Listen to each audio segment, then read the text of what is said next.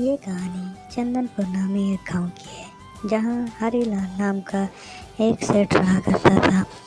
इसी गांव में रामू नाम का एक किसान मजदूर रहा करता था, जो कि खेती बाड़ी करके अपना गुजर बसर किया करता था। इन दिनों रामू की खेती बाड़ी सही नहीं चल रही थी, जिसके कारण वो बहुत परेशान रहता था।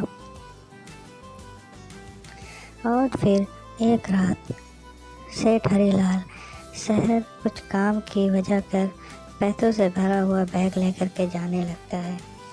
जाते जाते रास्ते में एक जंगल पड़ता है।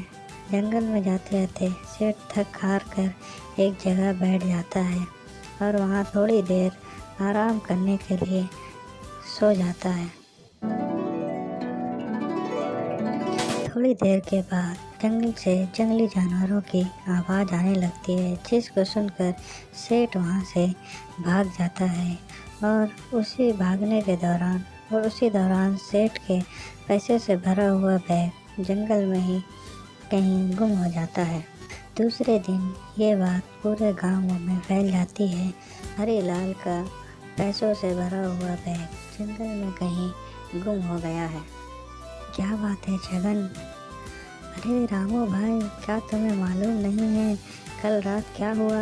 उसी रात रामू भी जंगल में बैग के तलाश में निकल पड़ता है। बहुत देर की मशक्कत के बाद आखिरकार राजू को वो बैग एक दरख्त के नीचे मिलती है। रामू उस बैग को लेकर के खुशी खुशी दौड़ते हुए सेठ हरीलाल के पास जाता है। सेठ जी, सेठ जी, सेठ जी, सेठ जी, ये देखिए।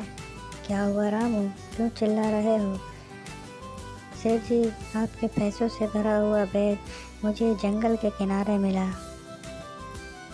अरे वाह रामू, तुमने तो मुझ पर बहुत एहसान किया है। अब तो मेरी सारी चिंता ही दूर हो गई। सेठ जी, अब आपने जो इनाम के रकम का ऐलान किया था वो रकम मुझे दे दें। हाँ हाँ रामू, क्यों नहीं। दूसरे दिन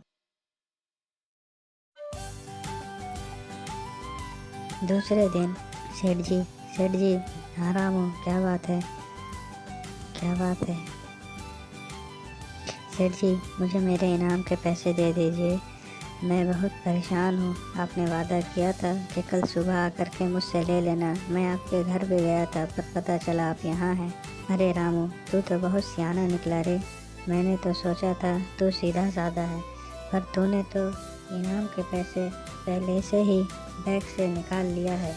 जब मैंने रात को बैग में से पैसे निकाल कर गिना तो मैंने देखा कि बैग में पैसे कम हैं। ये क्या बोल रहे हैं सेठ जी?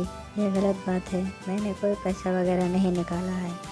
अब आप पैसा देने में आनाकानी कर रहे हैं। ये गलत बात है सेठ जी।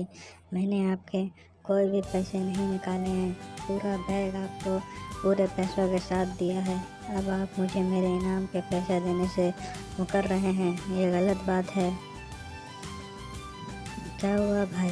देखो भाई, कल इन्होंने ऐलान किया था इनाम के रकम देने का। मैं मुखिया जी के पास जाता हूँ, वही मेरा फैसला करेंगे। मुखिया जी, मेरे परेशानी का समाधान करें। क्या हुआ रामू, क्या परेशानी है तुम्हें? बताओ मुझे।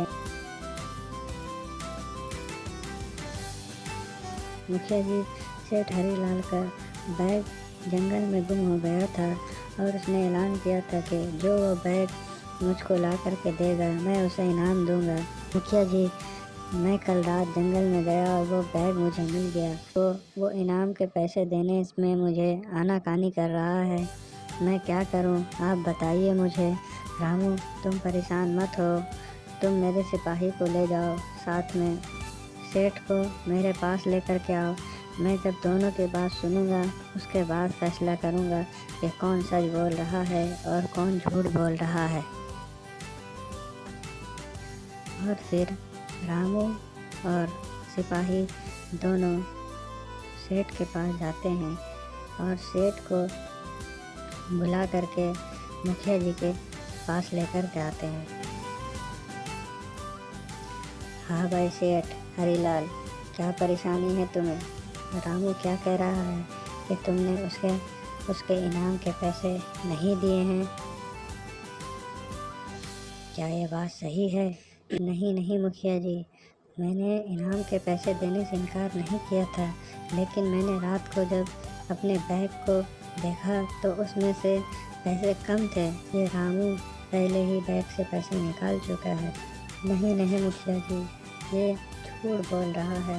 मैंने 1 रुपये भी नहीं निकाला। मैं बहुत सच्चा और ईमानदार आदमी हूँ। मैंने जंगल से बैग ले करके सीधा मुखिया जी के हाथ में दिया था, और अब मुखिया जी मुझे पैसा देने में कतरा रहे हैं और ये झूठ बोल रहे हैं। मुझे मेरा पैसा दिला दीजिए। फिर मुखिया जी दोनों की बातों को सुनते हैं और अपने सिपाही से पता लगाते हैं कि कौन सच बोल रहा है, कौन झूठ, इसकी तस्दीक करो। और वो सिपाही सारे गांव में जा कर के पूछताछ करता है। पूछताछ करने के बाद पता चलता है कि सेठ हरीलाल झूठ बोल रहा है। हाँ भाई सेठ, तो इसमें कितने रकम थे? मुखिया जी, इसमें 5,000 रुपये थे और अभी इसमें 3,000 रुपये हैं। इस रामू ने 2,000 रुपये निकाल लिए हैं। मुखिया जी वो सारी बातें गांव वालों से मालूम हो जाती है और मुखिया जी कहते अच्छा, मुझे सारी बातें मालूम है। और मुखिया जी फैसला करते हैं कि इसका मतलब ये बैग तुम्हारा नहीं है, तुम ये बैग रामू को दे दो। सेठ हरीलाल के हाथों में कुछ भी नहीं लगता और रामू खुशी खुशी अपने घर को लौट जाता। तो लालच बुरी बला है।